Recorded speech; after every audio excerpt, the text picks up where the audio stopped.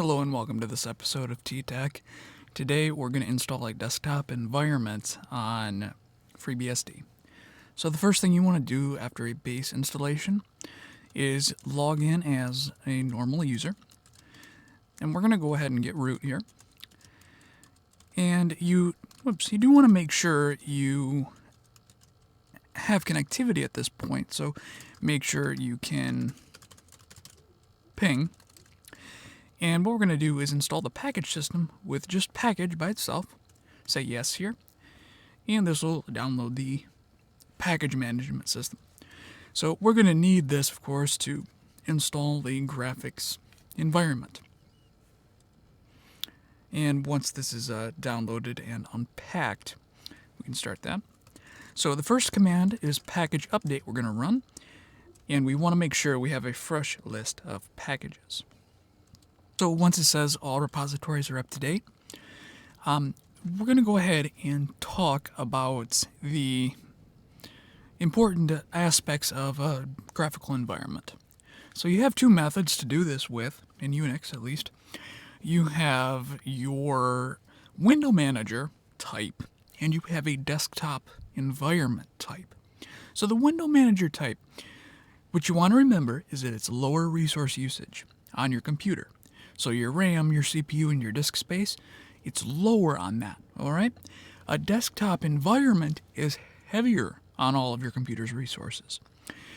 Now, the reason that is a window manager comes with less extra software to make things easier to do.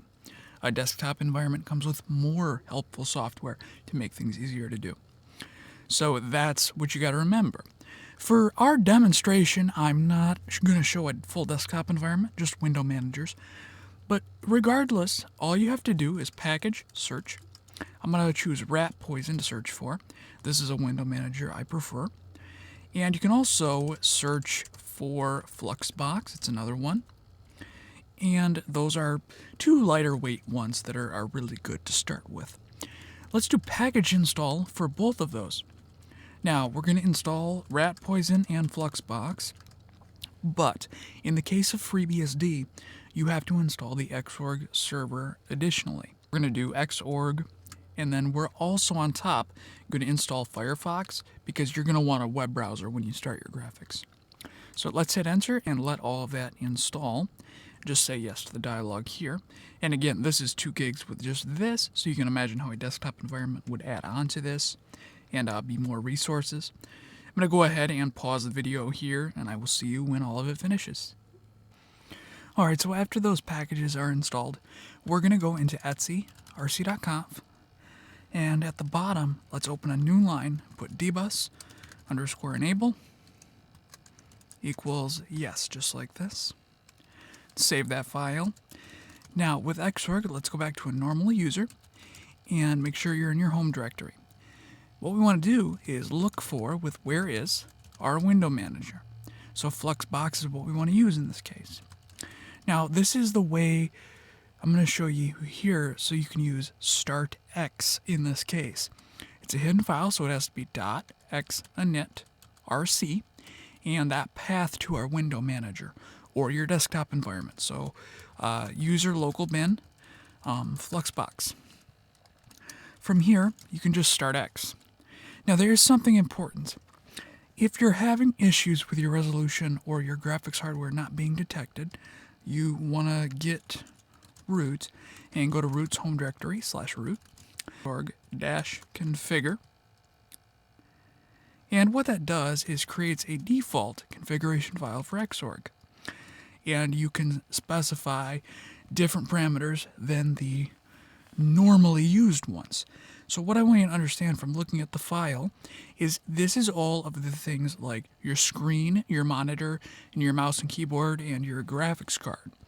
What happens is Xorg interacts with all these things and uses the kernel and the GPU and everything else to draw graphics on the screen. So what this means is you can also change your fonts if you look here. What this means though is that like keyboard 0, when Xorg is running, your keyboard has a driver assigned to it. And when you tap a button on there, that's considered an input or an event in Xorg. what happens is Xorg takes that event and it orchestrates the window manager, the kernel.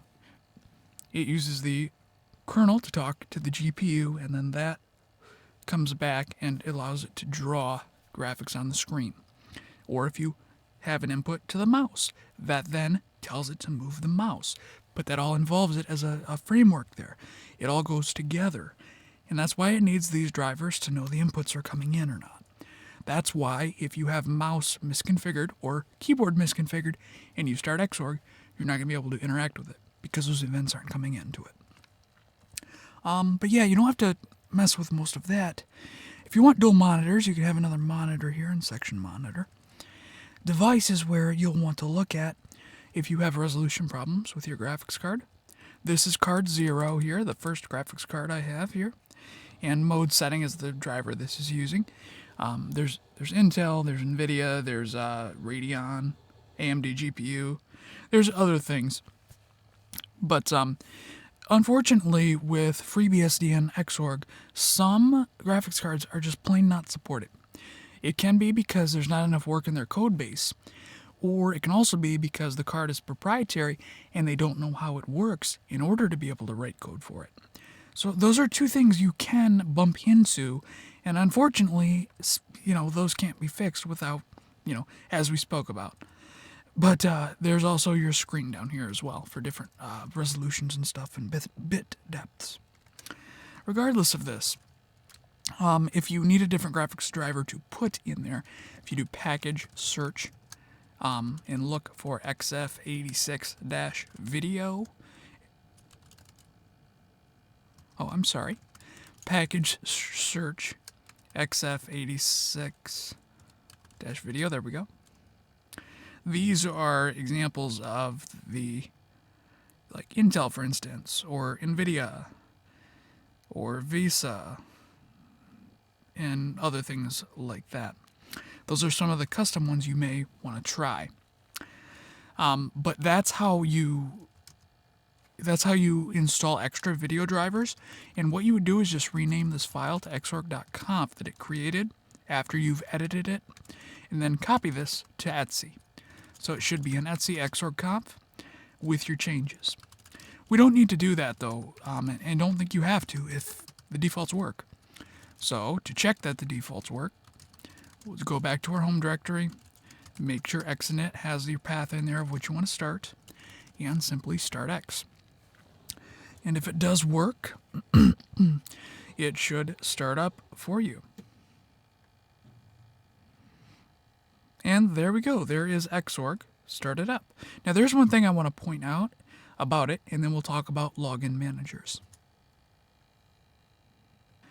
So what I want to point out here is that take note that Xorg and Fluxbox are both running as the user TTEC and not root. This is good in my opinion because the less we can have running as root, the better from a security perspective. Because if Firefox is compromised, if the attacker tries to then take over a different process from there, they won't have root privileges. They'll only have the privilege separation privileges. So what we're going to do now is talk about the login manager concept. All right, so I just went to the menu and hit exit. So let's get to root. And let's go ahead.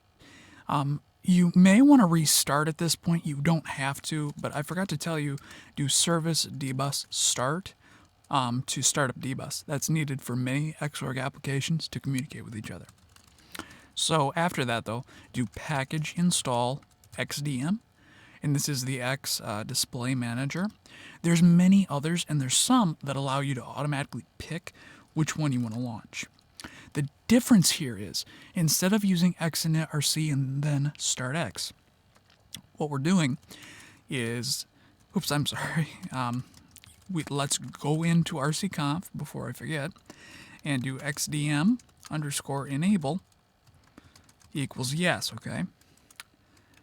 So from there, you want to go to normal user, and you want to do .x session in your home directory. In this case, we're going to go ahead and put in user local bin fluxbox once again. But if I do from root service xdm start, what happens is it starts up a window, a login manager at this time.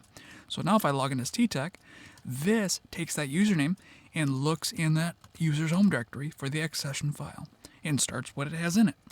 So there we go. That is now started up. Now with this though, with the XDM and any login manager, take note, Xorg now is started as root because XDM starts Xorg as a child process. So because that's running as root, the child processes will be root because this doesn't implement privilege separation. So at this point, this, even though Fluxbox is running as TTech, you still have unnecessary things running as root. So it opens up another attack vector in that perspective. But even if you don't care about that, it's fine to run it as root. There's no rule that says you have to do it that way. You can even put xinetRC in root's home directory and start X from there and run everything as root. I mean, that's fine too if that's how you want to do it. There's no unwritten rule. There is no written rule for that, rather. Okay, so now let's change that X-session file, and we will see that we can now launch rat poison as well from XDM. So I'll see you in 1 second. So now that we're back at the shell, we're going to go ahead and edit that file. And again, this is exactly how I would do it. I would say, where is my window manager? Use your local bin rat poison. And then in accession, we're going to put that path in there. Like that. You can even put other applications in here if you background them with an ampersand, but you don't necessarily have to do that if you're running a desktop environment.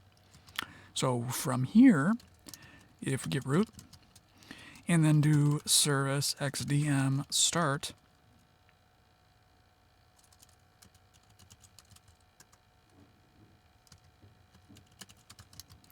and then it starts up as into rat poison.